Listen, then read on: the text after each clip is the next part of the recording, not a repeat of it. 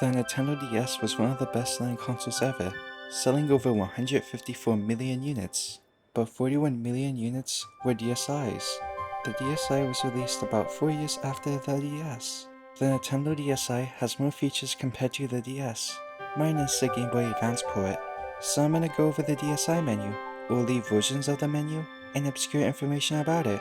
I'll start by going over the development. One thing to point out is that the DSi was originally intended to come out sooner than it did. It was originally intended to be a big DS Lite version. It began development in late 2006. 1 year later, in 2007, it was pretty much finished, and was able to enter mass production. But it wasn't released since the DS and Wii had a lot of demand. It was finally released in Japan on November 1st, 2008, and April 2nd, 2009 for Australia and New Zealand, then in Europe the day after. It was then released in the United States and Canada on April 5th, 2009. The screen was improved over the DS Lite and had better viewing angles. It also has better support for Wi-Fi and has internal storage. You could either get a normal DSi or an XL. The I in DSi means one person or you, kind of like the Wii. The two I's in Wii mean two people, that's why it sounds like Wii. There were also some unique DSi models that were made. The first one I'll go over is the dual slot DSi.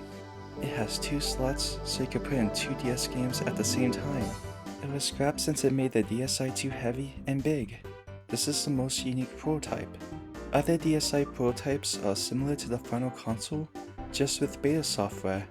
The next DSi I'll go over is the McDonald's DS. These were used to train employees to make food. There are 2 games that were made for it, ECDP and eSmart 2.0. The games had you make McDonald's food. They are really rare, and there's a McDonald's logo on the front of the console. It was only for Japan.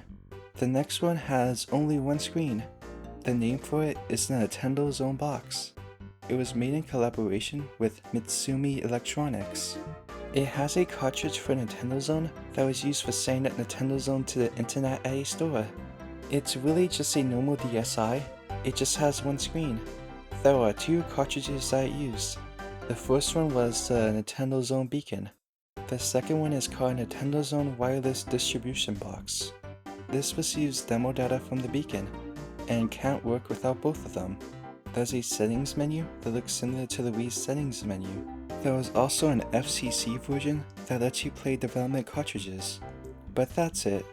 The DSi had a capture card unit made for it, kinda like the DS. It was made by Intelligent Systems. It's called the IS-TWL-DEBUGGER. Every DS model that was released has a similar dev kit, even the 3DS. It has a DSi built into it and you're able to display it on 2 screens. It also lets you control the game with the DSi. That's about everything. These units are pretty obscure. DS dev kits also have a debug button.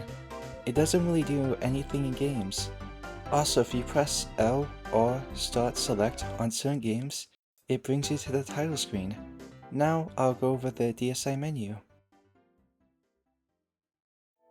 The setup process is similar to the DS, but with a different design.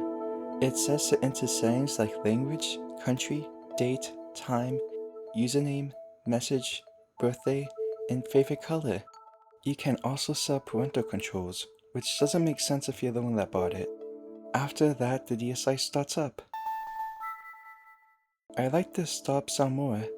A pop-up appears saying you can take photos. Also that they will appear on the top of the screen. Then it says have fun with photos using Nintendo DSi camera. Now you finally get to see the menu. It has boxes for every application you have on your DSi. They are even animated. If you press L or R, you start the camera. The DSi has a camera on both the front and back. The camera resolution is low, with it being only 0.3 megapixels, but it can take good photos. It can't record videos though. I always like the pixel art the DS and DSi have. It looks great even at a low or high resolution. The menu can only fit 39 applications and games.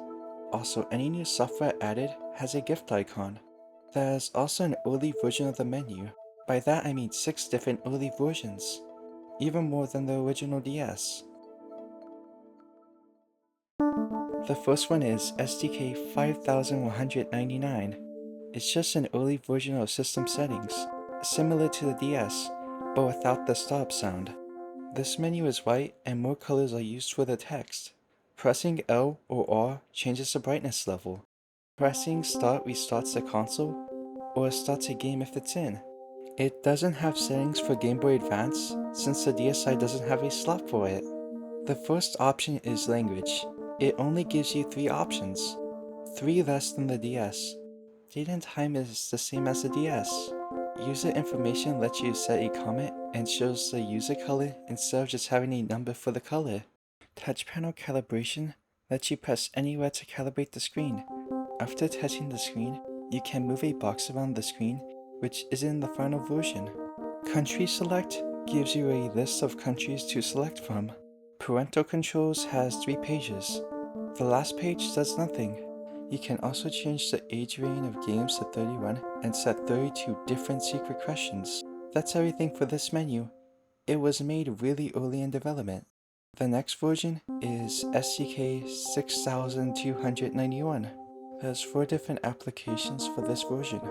The first one is the launcher of the DSi menu. The DSi menu refers to itself as launcher since it's used to launch everything. When you try to use it, it gives you an error screen. Apparently it was completely disabled for this version and can't be enabled. Machine settings are similar to the last version. Language gives you 5 options instead of 3. You can select a country, and parental controls were removed. The feature this version adds is wireless. That lets you choose if your DS can connect to other devices. The other 2 applications are used to manage the Wi-Fi firmware and blocking flashcards. The next version is SDK 7739.